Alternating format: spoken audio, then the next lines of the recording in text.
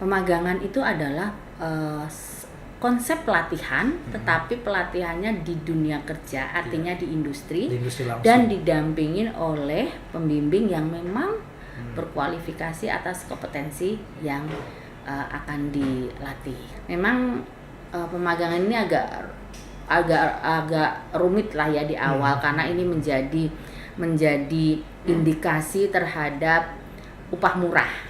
Nah, ini yang masih ada bentrokan kepentingan dengan serikat juga, jadi ini harus ada sosialisasi yang masif. Jadi saling terbuka, Mas. Sekolah juga terbuka, Pak, kami punya lulusan ini, industri juga ini. Akhirnya mereka juga sama-sama untuk oke lah gitu. Dan kedepannya mungkin sih kita mencoba untuk bagaimana si calon magang ini juga sudah mendapatkan semacam pembekalan awal lah.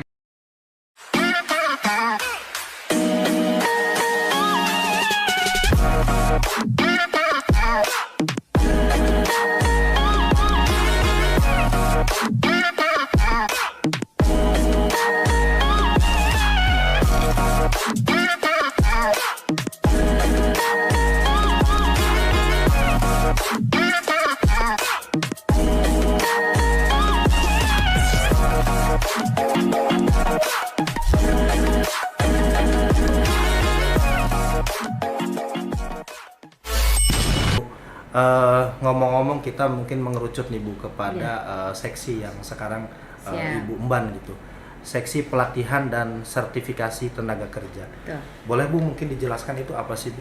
Baik, jadi untuk uraian tugasnya sebenarnya adalah merencanakan dan merumuskan bagaimana menyiapkan sumber daya manusia untuk dipersiapkan menjadi mandiri. Intinya adalah mandiri, baik itu bekerja di industri maupun berwirausaha. Kami lebih, karena kita ini Dinas Tenaga Kerja dan Transmigrasi, kebetulan kami juga di bagian produktivitas dan pelatihan kerja, kami lebih fokuskan kepada kebutuhan industri, gitu. Jadi kami melakukan, selain menyiapkan SDM, kita berkoordinasi dengan UPT Laker, kemudian berkolaborasi juga, memberdayakan juga LPK yang ada, yang pastinya sudah terakreditasi juga, itu melakukan penyiapan untuk SDM yang dibutuhkan oleh industri. Kemudian yang kedua juga kami melakukan yang namanya sosialisasi pemagangan. Sosialisasi pemagangan. Betul. Pemagangan itu adalah konsep pelatihan, tetapi pelatihannya di dunia kerja, artinya di industri langsung. Dan didampingin oleh pembimbing yang memang berkualifikasi atas kompetensi yang akan dilatih gitu. Jadi mereka latihan di industri, kemudian dilatih oleh pelaku industri sendiri gitu. Jadi itu kenapa kita melakukan sosialisasi, karena memang kita berharap semakin banyak industri yang menyelenggarakan pemagangan, artinya semakin banyak juga calon pencari kerja ini mendapatkan kesempatan untuk berlatih. Nah, kelebihannya dari pemagangan itu adalah ketika nanti selesai pemagangan, industri boleh merekrut. Artinya apa? Kesempatan untuk ditempatkan itu ada, gitu loh. Jadi ketika kita melakukan sosialisasi, melakukan menyebarluasan untuk regulasi yang ada, yaitu Permenaker nomor 6 tahun 2020, kita berharap seperti itu, banyak perusahaan semakin paham apa sih kelebihan, keuntungan kita menyelenggarakan pemagangan. Jadi sehingga kemudian mereka berminat untuk mencoba melakukan pemagangan, kemudian kita dampingi terus sehingga pemagangan itu menjadi hal rutinitas gitu pengennya. Jadi keinginan kita jangka panjangnya itu kayak yang perusahaan ini nanti tiap tahun akan merekrut sekian ini untuk pemagangan tuh ini. Jadi gitu harapan kita ya, mimpi indah kita seperti itu ya. Tetapi ya kita pelan-pelan kita coba untuk sosialisasi dulu. Kemudian bagaimana kita bisa memberikan edukasi kepada industri. Memang pemagangan ini agak agak rumit lah ya di awal karena ini menjadi indikasi terhadap upah murah. Nah, ini yang masih ada bentrokan kepentingan dengan serikat juga. Jadi ini harus ada sosialisasi yang masif. Kemudian kita banyak memberikan edukasi, kita banyak melakukan diskusi sehingga sama-sama antara serikat dengan manajemen industri itu bisa sepakat, yuk kita coba gitu loh. Karena kalau kita tidak mencoba kan nggak tahu nih positif negatifnya gitu, harus sama pandang dulu. Jadi akhirnya sepakat nih, engagement nih, tunangan kita nih gitu ya. Setelah ta'aruf kita tunangan, yuk kita mencoba untuk program itu gitu. Jadi itu sebenarnya yang menjadi tugas rutin kita, nggak harus kita ini setiap pun ada yang datang kemudian ada bertelepon kemudian, Bu kami butuh informasi terkait penanganan, kami akan segera lakukan itu gitu ya, karena memang ini menjadi peluang buat kita bagaimana kalau industri membuka pemagangan berapapun jumlahnya gitu ya, itu bagi kami adalah kesempatan yang luar biasa karena di situ ada peluang untuk ditempatkan. Gitu. Ya, itu kawan-kawan. Kalau bicara dunia magang kan memang kita udah nggak asik sih sebenarnya Bu ya, apalagi di Indonesia sendiri dan khususnya di Banten. Tapi ngomong-ngomong tadi Bu soal pemagangan itu cukup menarik. Apakah hari ini Dinas Ketenagakerjaan ini kerjasama dengan sekolah-sekolah atau memang langsung menempatkan para lulusan yang daftar ke Disnaker ke dunia kerja atau seperti apa Bu? Jadi kita jadi bicara alur nih ya bicara gitu. Alur. Nggak apa-apa, kita dari awal bahwa program pemagangan ini adalah programnya industri. Program industri. Ya, artinya apa? Industri yang menentukan. Dari awal juga industri akan setelah manpower planningnya dia ternyata tahun ini dia membutuhkan kualifikasi A sejumlah sekian, misalkan sejumlah 5 orang, kemudian mereka mencoba untuk melakukan pemagangan itu sekitar mungkin 2 kali lipatnya atau 3 kali lipatnya karena mereka pun berharap dari sekian orang ini mereka bisa memilih yang terbaik di antara yang baik lah gitu ya. Jadi mereka melakukan perencanaan, kemudian bersurat kepada kami, bersuratnya kepada dinas, bisa ke dinas kabupaten kota atau provinsi atau kementerian sesuai kewenangannya. Kemudian kami mengeluarkan persetujuan pemagangan, kemudian proses pemagangan pure kita serahkan kepada industri. Tetapi tetap dalam koordinasi kami.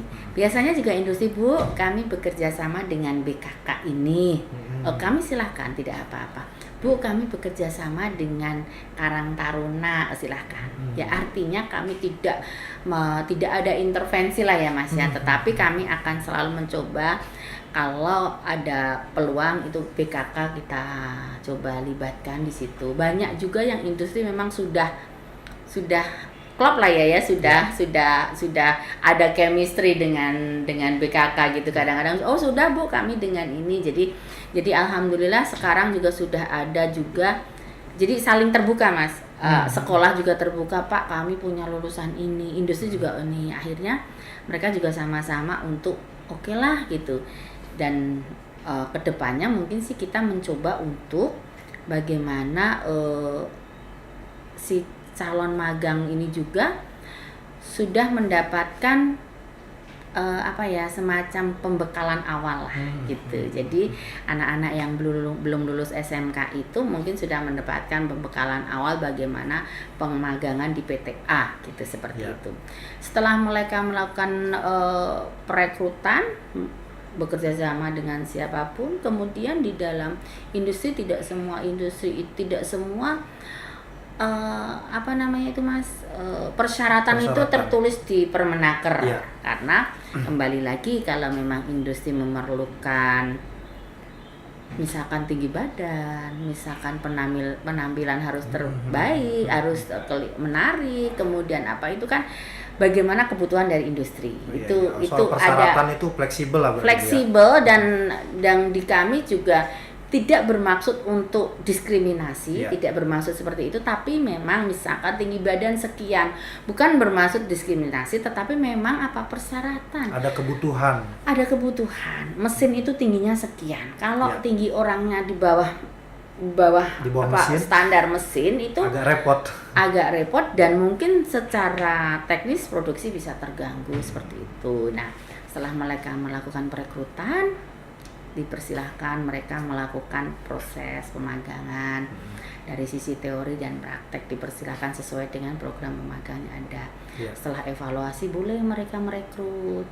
Nah, boleh mereka kemudian ya memang ada juga kan, karena tidak semua SDM ini kan sama. Ada juga yang sebenarnya mereka masuk kriteria tapi ternyata lowongannya terbatas gitu ya tempatnya. Jadi tapi minimal kalau menurut kami tidak ada yang sia-sia dalam program pemagangan. Walaupun tidak direkrut, mereka punya bekal. Artinya dan sertifikat yang diberikan dari perusahaan itu sangat berarti ketika untuk melamar di perusahaan lain yang sejenis gitu ya. Misalkan di PTA kemudian dia tidak mendapatkan kuota, dipakailah KMP gitu. Jadi itu mungkin proses alurnya lah ya seperti itu. Berarti kalau kita bicara soal aturan soal pemagangan yang dibuat oleh perusahaan-perusahaan ini juga berarti atas izin daripada Disnaker Bu ya, lewat aturan Permenaker dan masukan-masukan dari mereka Bu ya. Betul. Jadi tetap kita selaku pembina ya Mas ya, selalu pembina, jadi kita melakukan monitoring, evaluasi, kemudian kita melakukan coaching juga ketika banyak perusahaan yang Bu kalau kayak gini gimana gitu, kita melakukan konsultasi lah mereka kepada kami, jadi kita melakukan beberapa diskusi sehingga mendapatkan solusi ketika itu ada kendala di lapangan seperti itu. Oke, itu kawan-kawan, tadi kita bicara soal pemagangan ya, artinya hal magang ini memang sangat penting. Tadi apa yang dikatakan kata Ibu, kalaupun memang akhirnya nggak di situ bekerja Bu ya, minimal mereka akhirnya punya bekal. Betul. Punya bekal, punya edukasi baru gitu ya. Nah Bu, bicara soal kasih ini Bu ya, ini juga mungkin kan tidak hanya bicara soal pemagangan saja. Betul. Kemudian hal lain apa Bu yang bisa mungkin disampaikan kepada masyarakat Bu? Baik, jadi di seksi kami pun juga melakukan begini Mas. Ternyata ini perjalanan pemagangan juga. Ternyata dalam proses pemagangan itu banyak kendala. Banyak kendala artinya apa? Salah satunya adalah banyak perusahaan yang agak kesulitan dalam membuat program pelatihan. Ya, program pelatihannya untuk pemagangan itu. Jadi kami akhirnya pada tahun ini sudah mulai melakukan BIMTEK untuk para HRD dalam menyusun program pemagangan. Bekerja sama dengan BBPVP yang BLK di Karundang itu. BBPVP apa tuh? Balai Besar Pelatihan Vokasi dan Produktivitas. Kalau dulu BLK, sekarang sudah berapa kali ganti nama lah gitu ya.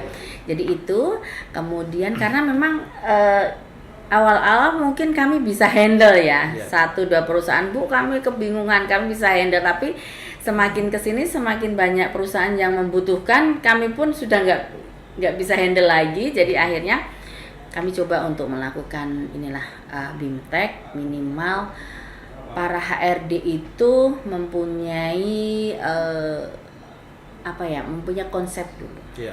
Konsep bagaimana menyusun program pemagangan itu seperti apa. Kemudian itu dipandu oleh instruktur-instruktur. Jadi akhirnya mereka sudah jadi awalnya memang agak susah ya awal, tapi kalau sudah ya namanya sama babat alas itu sengsara mungkin ya, tapi kesininya mereka sudah, saya pikir untuk kemarin untuk 40 orang kemarin itu sudah alhamdulillah. Jadi 40 orang itu kita rencanakan untuk 20 industri Mas. Kemarin malah ada yang ternyata ada industri yang tidak bisa mengirim 2 orang, akhirnya ya kita tambah industri yang lain. Jadi mungkin ada sekitar 30 sekian industri lah gitu yang bisa kita guiding untuk penyusunan program itu. Jadi BIMTEK HRD Bu ya? Iya, HRD itu kan memang basic mereka kan tentang ke XR-an gitu ya, tapi ternyata harus menyusun ini nih gitu kan. memang ada tim training, tapi kan tim training yang sesuai SOP industri. Sementara kita ada SKKNI gitu ya, standar kompetensi nasional itu. Jadi kita kalau nggak kita coba untuk dari awal untuk mematchkan itu, nanti jadi kesananya jadi kurang bagus. Makanya dari awal kita coba untuk ya, kalau ternyata ada standar khusus, boleh saja industri ternyata, oh Bu, kami ada standar khusus, nanti tinggal kami registerkan ke kementerian, kemudian itu SKK bisa digunakan. Seperti itu. Iya, itu kawan-kawan. Nah Bu, kalau tadi bicara soal sertifikasi, kemarin juga sempat ngobrol tuh sama Pak Kadis bahwa ada BNSP segala macam. Kalau di bidang Ibu, aplikasi Ibu sendiri, soal sertifikasi ini apa aja sih Bu yang kemudian itu direkomendasikan kepada calon pekerja lah khususnya? Oke. Jadi sebenarnya sertifikasi adalah penjaminan mutu terhadap kompetensi yang dimiliki oleh seseorang lah ya. Gitu. Jadi ini sebenarnya sudah bukan barang baru lagi. Dari dulu sudah digaungkan ya, tapi baru sekarang ini industri juga mulai memandang gitu loh. Kalau dulu kenapa orang agak susah untuk males sertifikasi, karena di pabrik juga sama aja, nggak ada perlakuan beda dengan sertifikasi sama enggak gitu kan. Mulai sekarang sudah mulai bagaimana industri itu ternyata harus mewajibkan. Sekarang itu bidang HRD sudah harus tersertifikasi semua. Nanti mungkin sudah banyak juga yang harus sertifikasi ini, syarat ini harus sertifikasi ini ya itu. Jadi akhirnya program pemerintah yang disampaikan oleh Pak Kadis tadi dan BNSP itu melalui LSP yang ada, lembaga sertifikasi profesi itu, artinya sudah nyambung dengan industri gitu. Artinya yang dibuat pemerintah juga ternyata ini bagian dari kebutuhan industri. Nah, di kami sendiri untuk tahun ini memang belum melakukan fasilitasi itu, tetapi kami selalu membuka diri ketika banyak masyarakat yang kebingungan, Bu, kami ini kalau mau sertifikasi ini kemana? Nah, kami ini bisa mencoba untuk membantu teman-teman, untuk mengarahkan teman-teman gitu. Tetapi untuk fasilitasi penyelenggaraan sertifikasi memang tahun ini belum. Mudah-mudahan ke depan kita coba untuk untuk anggarkan, karena memang kita kalau menganggarkan juga akan jadi bingung, karena memang semua profesi ini kan banyak yang membutuhkan ya, tapi kita mencoba yang dilatih oleh BLK, PT Latker itu sudah include dengan sertifikasi gitu. Jadi mungkin kita memulai dari yang kita meluluskan dulu, alumni kita dulu, kita sertifikasi gitu loh. Jadi sistem yang dilatih, kemudian disertifikasi, kemudian ditempatkan, itu nanti 3-in-1 itu kan bisa terjadi di UPT Latker di kita. Gitu. Ya, jadi sebenarnya kalau bidang produktivitas ini memang hubungannya langsung dengan UPT Latker itu, Bu ya? Betul, harus duet maut itu Mas, nggak bisa terpisah ya. Karena memang memang ya sebenarnya kami ini hanya istilahnya kembali lagi kalau ke ininya, kami menentukan TNA-nya, training need analisisnya, kemudian PLK yang menjalankan program itu gitu loh. Ya, kami sudah memulai tahun ini, sudah terbentuk TKDV yang membantu kami juga untuk mencoba Mas, mencoba melakukan mapping kebutuhan industri. Nah, kita mencoba apa-apa saja sih industri yang ada di Banten, kemudian kita sandingkan dengan SMK jurusan apa saja sih di kita gitu loh. Jadi ini match nggak sih gitu. Sudah lama kita tahu mismatch itu udah lama gitu ya. Yang kita latih apa, kemudian industri butuh apa, ini sudah lama terjadi. Kemudian setelah mismatch, kemudian ada kebijakan pemerintah link and match gitu ya. Nah, ini kita coba untuk setelah link and match kita sudah tahu, kemudian kita akan coba lagi untuk revitalisasi SMK setelah kita menemukan data dari kajian itu bahwa banyak jurusan SMK yang memang sudah jenuh, artinya sudah tidak dibutuhkan industri, akan dijadikan seperti apa gitu. Baru setelah itu kita baru mencoba, ini jangka panjang ya Mas ya, kalau ini nggak bisa waktu sebentar karena memang ini melibatkan banyak stakeholder gitu ya. Jadi mudah-mudahan lah kita dari selangkah 2 langkah ini bisa punya progres lah untuk EKBV ini gitu. Nah,